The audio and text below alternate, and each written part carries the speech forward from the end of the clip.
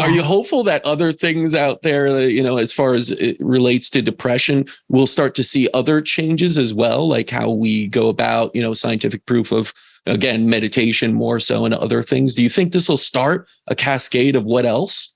Hopefully. I mean, so much of science is also based on what questions we ask, right? So we keep asking, if we're assuming that there's some genetic or neurochemical imbalance, and we keep asking those questions, that's all we're looking at. So hopefully, different questions get asked, so different science can get done. And I think it's also important for people to realize science is not, right? I mean, this is what you learn in like second grade, right? When you learn about basic scientific method, that it's not it's always changing. It's always right. It's not a finished fact. And just because one fact, because I saw a lot of the studies on dismissing science because this got debunked. And I think it's just important to realize that's not what science, it doesn't debunk science. Science is asking questions with an open mind.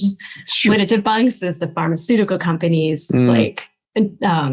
twisting of science to use it for their own gains and to prove what they want to prove. Rather, that's not science.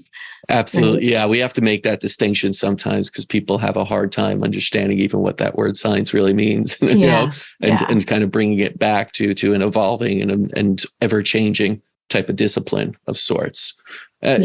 You wrote this book a few years ago now. Any plans to write anything else, a follow-up? I have a friend who's a lawyer, and we've been talking about the idea of working on the idea of climate change, her from a lawyer perspective and me from a mental health and with that perspective. So that would be great. Yeah. Really quickly, from your perspective on the climate change and how that relates to depression and mental illness, what are your thoughts on that? Well, I think, one, we have to be careful not to pathologize that because, right, it is overwhelming. And a lot of people are really anxious, especially young people that are going to be affected the most. But I think the danger is not to get trapped in the stories where there's no hope and there's no possibility, because that's going to lead to depression. That's going to lead to more anxiety. We have to,